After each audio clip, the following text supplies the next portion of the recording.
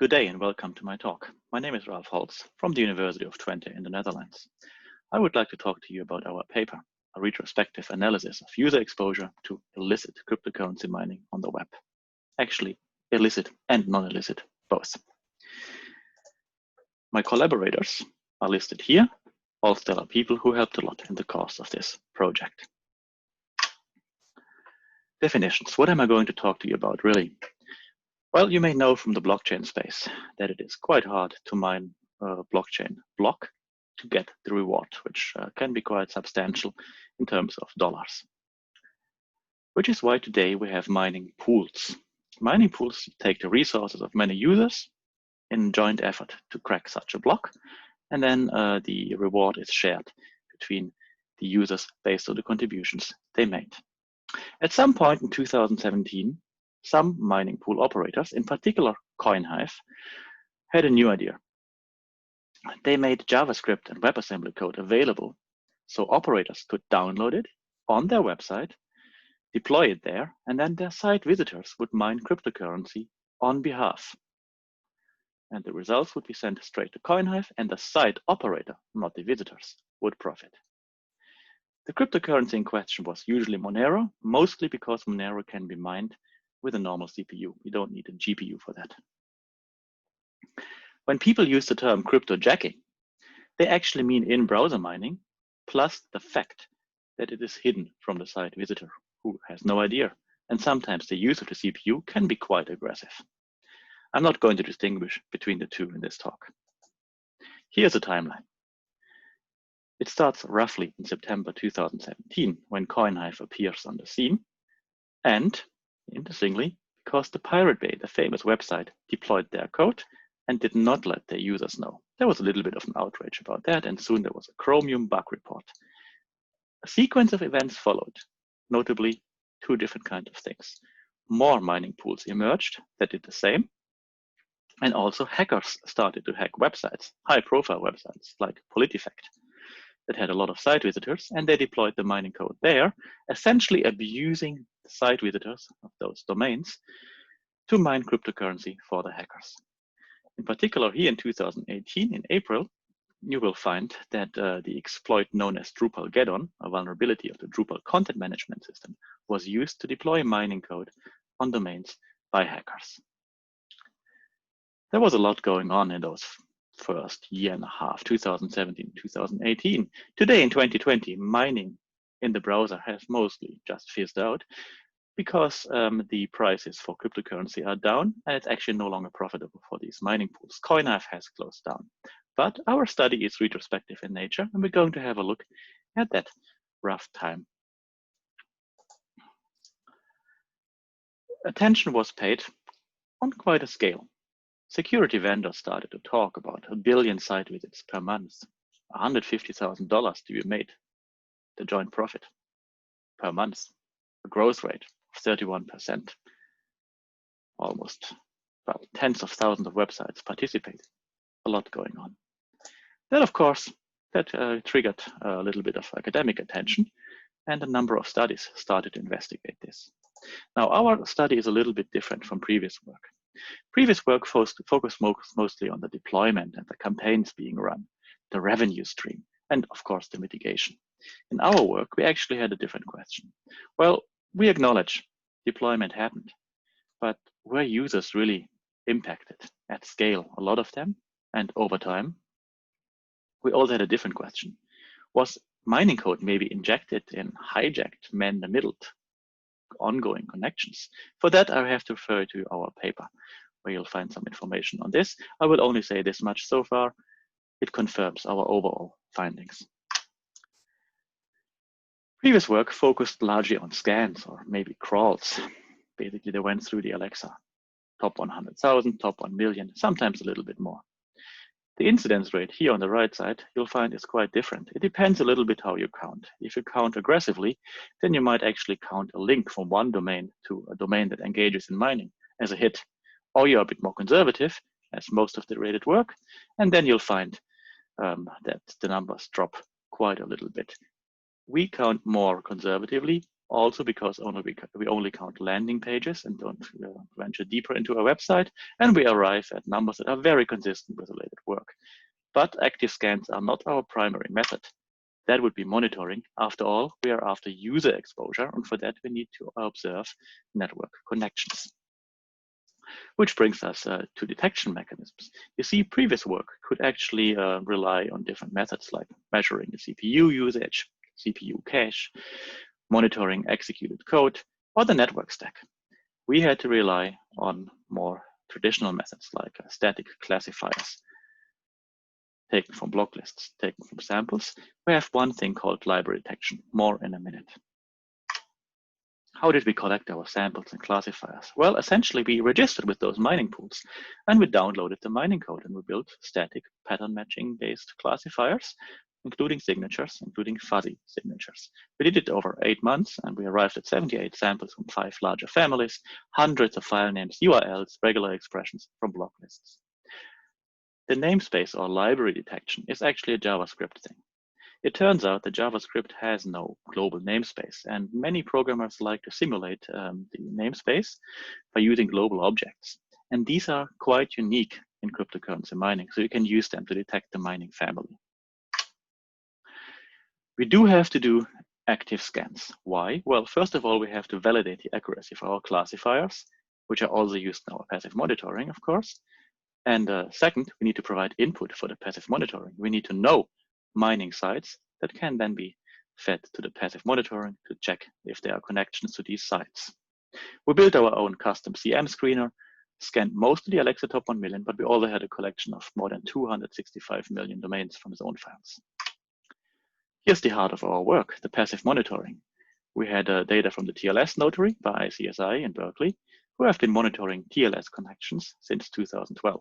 Now, what you need to know is many connections to websites today are HTTPS, and connections to mining pools that deliver the results use the so-called WebSocket protocol, which is actually embedded in HTTPS. So that's why we were looking at TLS data. We also had the chance to collaborate with a large European ISP who has tens of millions of subscribers. And they could have a look at passive traces for us, do summary statistics, and also use their database of devices in their network. We gave them regular expressions with URLs, domain names, etc., and we got the aggregated statistics back from that. We did not have access to the data ourselves, however. There's a little thing that we could use that is maybe a little bit difficult to understand initially, but you need to understand there is an ecosystem of open proxies out there that are free to use, and it's often used to bypass geolocation fencing websites that are trying to exclude users from certain countries. And part of our team had built a Chrome extension that was trying to help users identify safe proxies. Essentially, it precludes them from using unsafe proxies. They do scans of these proxies a lot, and they determine which ones are safe to use, and they go into the Chrome extension, and users are allowed to use them. So that means any kind of code injection we find that these users are exposed to must have come from the site. As a little note aside, the scanning array to determine the free and open proxies was also used to determine the code injection. That is a different part of our work that you'll find in the paper. For now, let's just focus on this particular use case that allows us to determine if users are actually visiting mining sites or not. The extension has about 8,000 installations and 1,400 active users per week. And here's where we added our static classifiers and the library detection. We used our screening scans to determine mining sites and validate the accuracy of our classifiers. And that was pretty good. We find a true positive rate of about 96%, sometimes a little bit less. We take random samples for every scan of size 250, go manually in a long process through the HTML code and determine if it's a true positive or not. We do have a lower true positive rate in July 2018, simply because by that time we were using block lists with a lot of entries and there was an overreach on those block lists and they produced a large number of false positives. We could actually show if you remove just 3 entries from the block lists, your false positive rate would drop by half. On the whole, however, we're pretty confident we're getting the sites in question. It is corroborated by related work after we had done it, but it's corroborated. And I'll give you our confidence interval here. on the right side. It turns out, however, even if we have false positives, we're actually just going to overestimate the incidence rate among user connections. Now let's have a look at that. Here's the monitoring of our campus networks. You see basically 200 billion connections tested for being made to mining sites or to pools. 200 billion connections in about 14 months from October 2017 to December 2018. And we just have 1.4 million hits that go to 15 domains, in this case, endpoints of WebSocket connections, meaning most WebSocket endpoints that are on block lists or that we find in our samples, they receive no traffic at all. The incidence rate is minuscule. Have a look at it. It's below 0.02%. That's the left y-axis. You might be wondering if prices, Monero prices, played a role. And you could maybe argue that in the second half of 2018, there's a correlation between the amount of mining connections we see and the mining prices, but definitely not actually in the really active phase, which is the first half of 2018, because mining prices are high, but we have low exposure of users, really low exposure of users in our campus networks.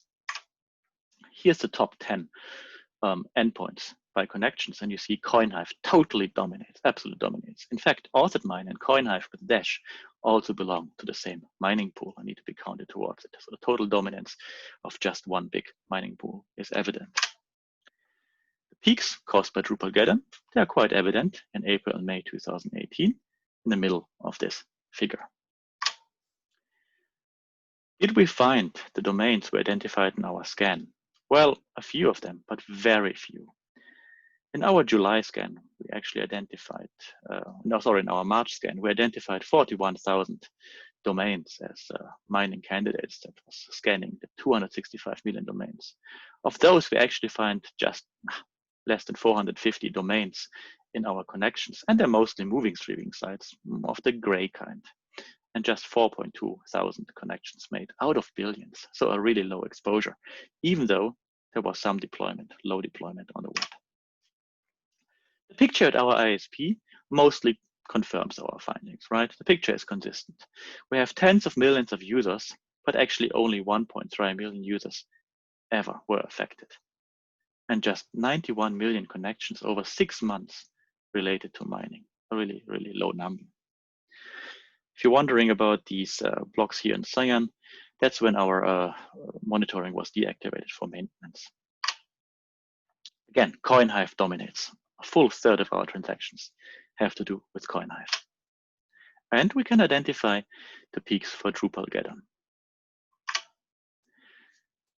But we're also able to have a look at the frequency of user exposure. And here we find something interesting. Well, first of all, most users access a mining domain fewer than 4 times over 6 months. But 14,000 users access them for more than 90 days. Why? Well, we had a look at the devices doing this, and it turns out all Vinovo devices in our dataset mine. Nearly all Lego do as well, and more than half the UmiDigi. Well, that's a bit of a surprise. So we bought one of these devices, a UmiDigi, and we found after a few weeks after we activated the device, we saw pop-ups and ads displayed on the device, and it started to install applications on its own. So clearly it was remote controlled in some way. We could rule out a famous malware, Triada. We checked the firmware. Our suspicion is actually that websites were loaded in the background and they happened to be mining. Whether intentionally or not is hard to say. If you want to collaborate on the analysis of the firmware, we're not experts in that, please talk to us, we still have it. What about our Chrome extension, where users may be really visiting sites or not? Well, we already have a hunch. No, they were not. Look at the number, 0.052% in April during Drupal-Geddon. That was the number of visits to mining sites, essentially 89 out of 171,000 and a little bit visits our users made in total. So you can really say mining sites are rarely accessed. Also, the median session time was just 30 seconds, which puts some doubt on the profitability of such mining. Our conclusion that we're going to offer is the exposure was greatly overestimated. We do not believe users were ever really at risk of such mining. Why? First of all measurement types and vantage points show very low exposure, including those that I could not talk about. Most users stayed only very briefly when they came across mining sites. We actually believe that block lists on browsers and in gateways were more effective than they were given credit for, mostly because these connections were just made to very few pools, right? The big lesson that we believe is important here is if you want to measure exposure, you also need to take passive monitoring account. Some works relied on websites that claim to be able to measure a number of visits by users, but they did that mostly to estimate revenue. And the data by these sites is hard to understand because they often don't quite disclose their methodology. So we suggest passive monitoring really has a use case here to understand user exposure. There's more injection of mining code into connections that I cannot talk about. Please feel free to talk to me in the session now. Apart from that, I would like to conclude here now and thank you for your attention.